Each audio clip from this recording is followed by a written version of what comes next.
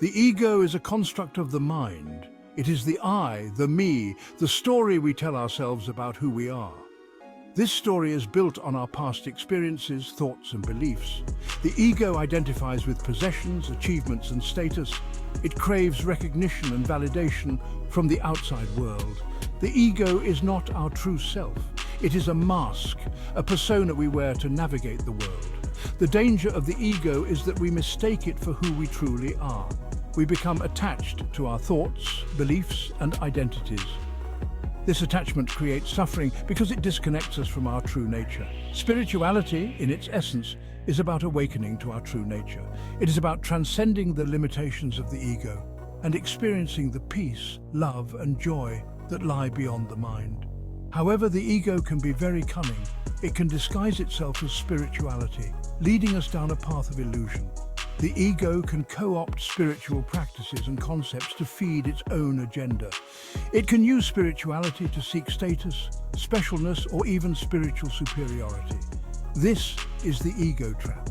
It is the illusion of seeking enlightenment while remaining trapped in the very structures of the mind that keep us from it. Spiritual materialism is a subtle form of ego attachment. It involves using spiritual practices, knowledge, or experiences to enhance our sense of self. We might collect spiritual teachings, accumulate meditation retreats, or strive for spiritual experiences to feel superior or more evolved than others. This pursuit of spiritual accolades feeds the ego's need for recognition and validation.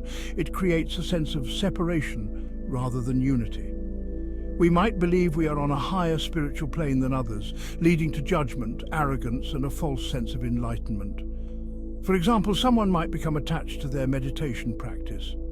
They might feel superior because they meditate longer or have more profound experiences than others. This attachment to the practice itself becomes a barrier to true spiritual growth. True spirituality is not about accumulating knowledge or experiences. It is about surrendering the ego's need for control and embracing the present moment with humility and openness. It is about recognizing the divine in ourselves and in all beings, regardless of their spiritual beliefs or practices. Meditation, a practice designed to quiet the mind and connect with our inner stillness, can become an ego trap. Instead of seeking stillness for its own sake, the ego might use meditation to achieve a state of bliss, gain psychic powers, or escape from unpleasant emotions. This goal-oriented approach to meditation keeps the ego engaged and active. It reinforces the illusion of separation between the meditator and the experience of meditation. The mind becomes preoccupied with attaining something, preventing true surrender and acceptance. For instance, if during meditation a sense of peace arises, the ego might cling to it, wanting it to last. This grasping for a particular experience disturbs the natural flow of awareness and reinforces the ego's sense of separation. True meditation is about being present with whatever arises without judgment or attachment. It is about observing our thoughts, emotions and sensations without getting carried away by them. This practice weakens the ego's grip and allows us to experience the peace and stillness that are always present beneath the surface of the mind. The spiritual path often involves seeking guidance from teachers or mentors. While genuine teachers can provide valuable support, the ego can distort this dynamic. We might project our authority onto external figures, seeking their validation or using their teachings to bolster our sense of self. This reliance on external authority can hinder our growth. It prevents us from developing our inner wisdom and intuition. We might blindly follow teachings without questioning them or applying them to our own lives. This creates a dependence on the teacher rather than fostering true inner transformation. For example, someone might join a spiritual group and become fixated on the leader's charisma or perceived enlightenment. They might unquestioningly adopt the group's beliefs and practices, neglecting their own inner guidance. This creates a dangerous power dynamic that can hinder spiritual growth and lead to disillusionment. True spiritual growth involves cultivating a healthy balance between seeking guidance and developing our inner compass. It is about honoring the wisdom of teachers while also trusting our intuition and discerning what resonates with our own truth. One of the most insidious ego traps is identifying with our spiritual beliefs or experiences.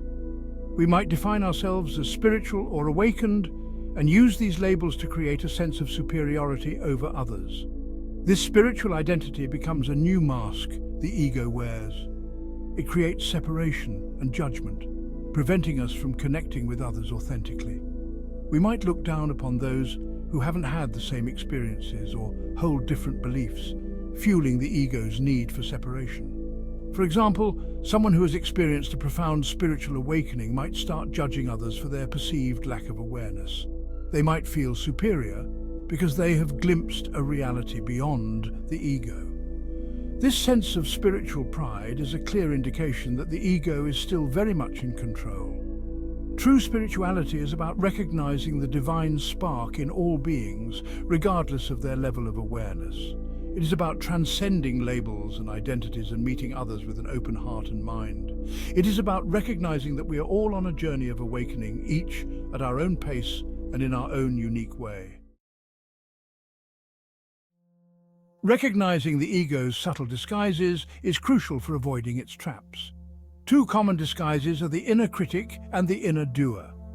The inner critic constantly judges and compares, fueling feelings of inadequacy and unworthiness. The inner doer seeks validation through achievement and busyness, reinforcing the illusion of separation. The inner critic might tell you that you're not spiritual enough, you're not meditating correctly, or you're not making progress on your spiritual path. It might compare you to others, making you feel inferior or inadequate. The inner doer, on the other hand, might drive you to accumulate spiritual knowledge, attend countless workshops, or strive for spiritual experiences to feel worthy or accomplished. Becoming aware of these inner voices is the first step to dismantling their power. Observe them without judgment, recognizing that they are not who you truly are. As you become more present and cultivate self-compassion, these voices will gradually lose their grip. Remember, true spirituality is not about achieving a state of perfection. It is about embracing our imperfections with kindness and compassion. It is about recognizing that we are all works in progress, constantly evolving and growing on our unique spiritual journeys. Section 7. Cultivating humility, the foundation of authentic spirituality. Humility is the antidote to the ego's need for superiority and control. It is the recognition that we are not separate from the universe, but rather an integral part of it. Humility dissolves the illusion of separation and allows us to connect with others from a place of equality and respect. Cultivating humility involves recognizing that we don't have all the answers. It involves being open to different perspectives and acknowledging that everyone has something valuable to teach us. It also means acknowledging our limitations and imperfections without judgment or self-criticism. Humility is not about diminishing ourselves or feeling inferior. It is about recognizing that we are all interconnected and interdependent. It is about approaching life with a sense of wonder and curiosity, always willing to learn and grow. When we approach spirituality with humility, we open ourselves to deeper levels of understanding and connection. We let go of the need to be right or to have the last word. Instead, we listen with an open heart and mind, allowing ourselves to be transformed by the wisdom of others. Section 8. Embracing compassion, dissolving the ego through understanding. Compassion is the ability to understand and share the feelings of others. It is the recognition that we are all connected by our shared humanity, regardless of our differences. Compassion dissolves the ego's need for separation and judgment, allowing us to connect with others from a place of love and understanding. When we cultivate compassion, we begin to see the world through the eyes of others. We understand that everyone is fighting their own battles and facing their own challenges. This understanding allows us to let go of judgment and embrace others with kindness and empathy. Compassion is not about condoning harmful actions or tolerating injustice. It is about recognizing the suffering that underlies all actions and responding with understanding and forgiveness. It is about recognizing that we are all capable of making mistakes and that everyone deserves compassion, including ourselves. As we cultivate compassion, we begin to dissolve the ego's grip on our perception. We recognize that our happiness and well-being are interconnected with the happiness and well-being of others. This realization motivates us to act with kindness and generosity, contributing to a more compassionate and just world. Section 9. Finding unity in the present moment, transcending separation. The present moment is the only place where true unity and connection can be experienced. The ego lives in the past and future, constantly replaying old stories and worrying about what's to come. When we bring our attention to the present moment, we step out of the ego's grip and into the realm of pure awareness. In the present moment, there is no separation between ourselves and the world around us. We are one with the breath, the sensations, the sounds, and the sights of this very moment. This experience of unity dissolves the ego's sense of isolation and reveals the interconnectedness of all things.